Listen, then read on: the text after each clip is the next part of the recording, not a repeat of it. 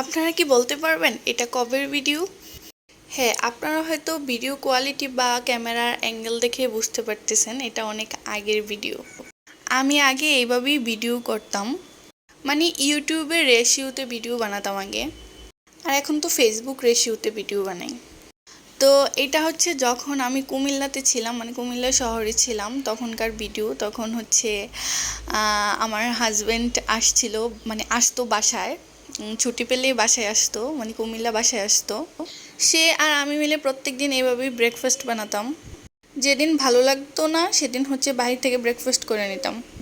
আর এইখানে আমি পেঁয়াজ, মরিচ, ধনেপাতা এগুলা কেটে দিয়েছিলাম। এখন হচ্ছে সে ব্রেডগুলা ভাজবে। এই ভিডিওটা হঠাৎ করে আমার সামনে পড়লো, তারপর মনে হলো যে যেহেতু ভিডিওটা করা আছে সেহেতু শেয়ার করি। আমি অনেক বেশি মিস করতেছিলাম আমার ওই সময়গুলা, যখন কুমিল্লা শহরে আমরা ছিলাম। মানে আমি একা ছিলাম বাসায় তখন, আর সে ছুটিতে আসলে হচ্ছে বাসায় আসতো। আর ছুটিতে আসলে এমন কোনো দিন বাদ ছিল না যে আমরা বাহিরে যেতাম না, হয় সকালে যেতাম, না হয় বিকালে, না হয় হচ্ছে সন্ধ্যার পর।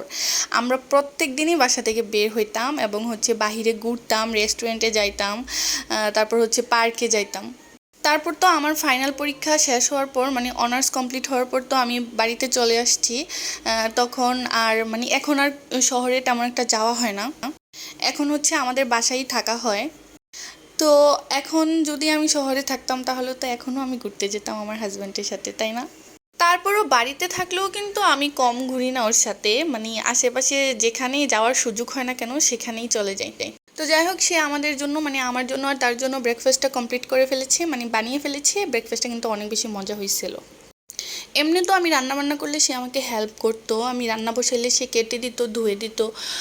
তারপর হচ্ছে দুপুরবেলা আমি রান্না করেছিলাম, মানে সকালেই রান্না করে ফেলেছিলাম। দুপুরের জন্য হচ্ছে চিকেন রান্না করেছিলাম, ভাত রান্না করেছিলাম, ডাল রান্না করেছিলাম। তো দুপুরবেলা খাবার খাওয়ার পর হচ্ছে বিকালে তো কিছু খাইতে হয় সন্ধ্যার দিকে। তো সন্ধ্যার দিকে খাওয়ার জন্য আমি বললাম এখন আর বাসায় কিছু বানাবো না, তুমি বাহির থেকে কিছু নিয়ে আসো। তখন হচ্ছে সে এটা নিয়ে আসলো। এটাকে হচ্ছে যে ফাস্ট ফুডের দোকান থেকে আনছিল, ওরা এটাকে পিৎজা বলে, কিন্তু এটা আমার কোনো অ্যাঙ্গেলেই পিৎজা মনে হয় নাই। কিন্তু দাম অনুযায়ী খাবারটা কিন্তু ভালোই ছিল। তো এটা হচ্ছে গরম করে নিয়ে আসছিল। আর রাতের খাবারটা হচ্ছে আমরা বাহিরেই খেয়ে নেব। রাতের বেলা হচ্ছে আমরা বাহিরে গিয়েছিলাম খাবার খাওয়ার জন্য। যেদিন হচ্ছে আমার রান্না করতে ইচ্ছে হতো না, বা হচ্ছে দেখা যায় যে রান্না করতে প্যারা লাগতো, ওই দিন হচ্ছে আমরা বাহিরেই খেয়ে নিতাম। এতে করে আমাদের ঘোরাও হয়ে যেত, আবার খাওয়াও হয়ে যেত, বাসায় রান্না করার প্যারাও লাগতো না। এমনি তো রান্না বান্না করতে আমার খুবই বিরক্ত লাগে, ভালো লাগে না। কারণ আমার মনে হয় যে রান্না বান্নাটা অনেক বেশি টাইম নেয়। কিন্তু যদি কেউ হেল্প করে একটু কেটে কুটে দেয়, ধুয়ে দেয়, তখন হচ্ছে দেখা যায় রান্না করাটা ইজি হয়ে যায় আমার জন্য। কিন্তু এমনিতে একা একা রান্না করতে সব কিছু জোগাড় করে রান্না করাটা না আমার জন্য অনেক বেশি কষ্ট হয়ে যায়। তাই আমি রান্না করতে মানে বেশ একটা পছন্দ করি না। কিন্তু কেউ হেল্প করলে আবার রান্না করতে পারি, তখন আবার কোনো প্রবলেম হয় না।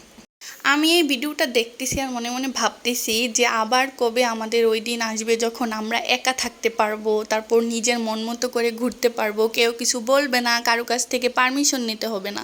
আমার মনে হচ্ছে ভেরি সুন আমরা husband wife quality time spend করতে পারবো, এবং সেই দিনগুলা কিন্তু খুব কাছেই আছে।